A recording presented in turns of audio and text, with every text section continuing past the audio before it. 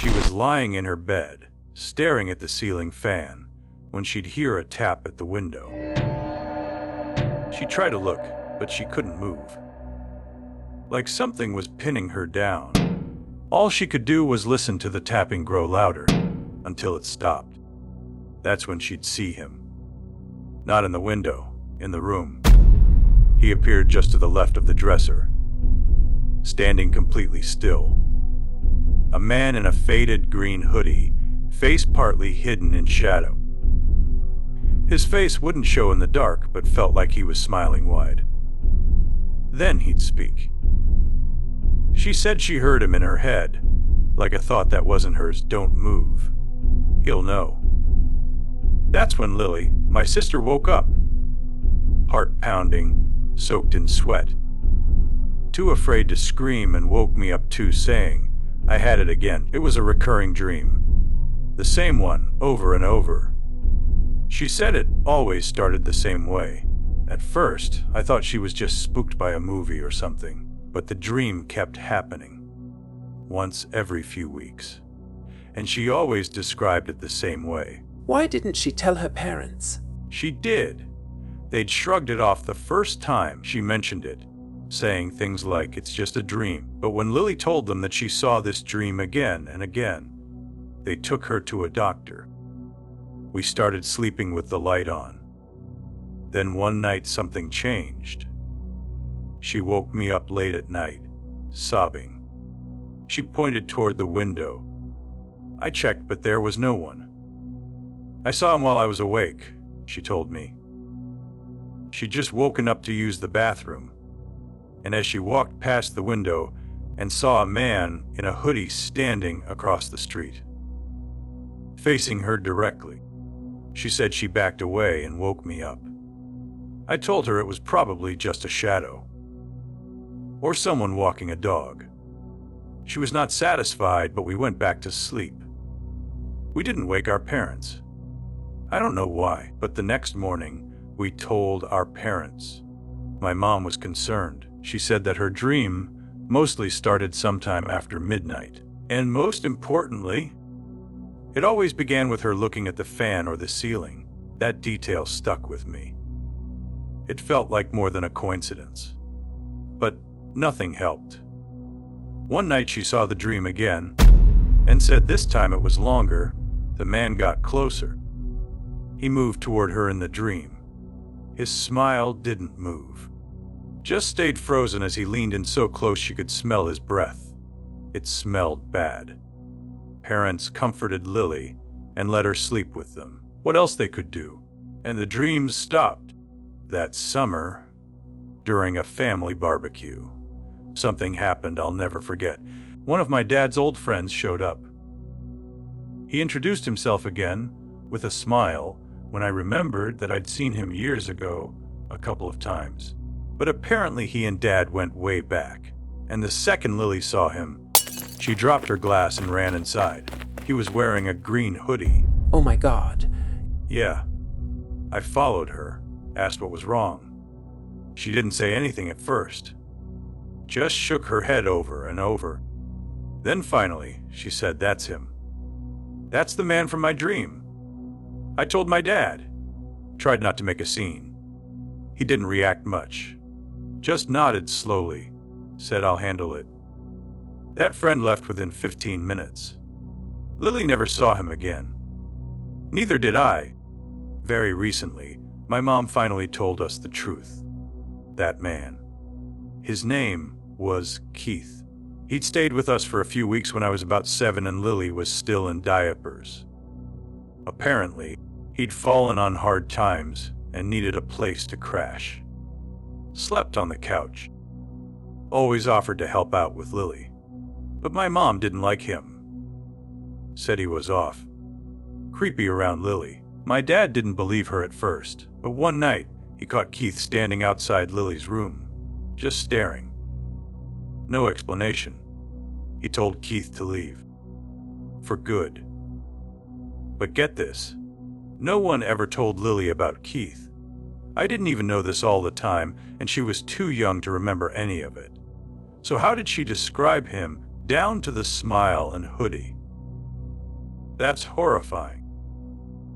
It's like her mind remembered something her conscious brain couldn't. It's terrifying and surprising how our mind works. I stand at the edge of a wide, empty field. Yellow grass, flattened and dead. A chain-link fence to my left. The faint hum of power lines far to the right. And in the center, a man. Motionless. Staring at me. Too distant to see his face. But I knew it was the same man. Every single time I'd yell. Wave? No response. Then, a blink. He'd be closer. Another blink. Closer still, until he stood 10 feet away. Still faceless. Still silent. That's when I'd wake. I was 17 when the dream first came. A recurring nightmare that made no sense. The same sequence every time. I didn't tell anyone. Dreams are just dreams, right? It looks like there is more to your dream. Yes, it returned. Every now and then, finally, I told my cousin Ryan. As a joke. He didn't laugh and asked, is there a power station nearby? In the dream, I froze. Yeah, off to the right. Why? Sounds like Grandpa's farmhouse. Yellow field. Power station by the fence. I barely remembered it. I was 4 the last time we went there. But suddenly, it wasn't just a dream anymore. Months later, I insisted we visit the farmhouse. When we arrived, there it was. The exact field. Yellow grass. Faded fence. Distant wires buzzing. You walked into your nightmare. Days passed normally. Then the dream returned. This time, he pointed. Straight at me. I woke up shaking. The field outside. Empty. Next sunset I stood the window, orange sky. Still field. Then, I saw him, real, solid, in the middle of the field. He was there, like in person. Yeah, he was there. I shouted for Ryan. We ran, crossed the yard, but he was already moving. Steady, unhurried, always just out of reach. At the tree line, he slipped behind oaks, not vanished. Gone. Next morning, photo albums. Harmless childhood pics. Until I turned the page. Grandfather with workers. One figure, edge of frame. Stiff posture. Unseeable face. Him. Who is that? I asked. Ryan's mom said, that's Mason. Worked here for years before he disappeared. Memory crashed over me. I knew him as a child. He was a quiet man but a nice guy. He used to play with me, always wearing a wide-brimmed hat. The man in the field was Mason. We left after a few days and the dreams stopped. But home felt thin. Months later, Ryan's call. His voice was tight. He said that he'd found Mason's journal in the attic. He paused. I heard papers rustling. There's entries about the field, the power lines. How the hum, it wasn't just noise to him. He wrote it sounded like voices. Whispers. From the ground itself. Especially near the woods. Mason wrote about feeling watched. Not by people, by the place. He felt it pulling at him. The last entry was dated the week he disappeared. Just 2 lines. It doesn't want me to leave. I don't believe in ghosts. Not the way people think of them, but I believe in places that soak up pain, or loneliness, or fear. Maybe my brain remembered Mason, because that place remembered Mason. It remembered me playing there. My laughter. My tiny hands skipping stones. It remembered the connection. The dream wasn't Mason reaching out to me. I believe it was the field using his image, his memory trapped within it, trying to pull me back, to show me, or maybe just the place remembering me. Maybe I'll never know. I was sitting in the back seat of a car. A cab, I think. I'd booked it through an app, like always. I couldn't see the driver's face. I just climbed in like it was routine. No questions, no hesitation. We drove for what felt like an hour. When we stopped, I stepped out and looked around. I recognized the place instantly. It was a mall, but not the one in my city. It was the one from my uncle's city. I'd been there a few times with family, but it was hours away from where I lived. That's when I saw the driver. It was my uncle. He didn't look at me, just drove off, and within seconds, I saw a crash, a horrible metallic crunch. I turned around, but everything faded before I could see more. I woke up with a jolt.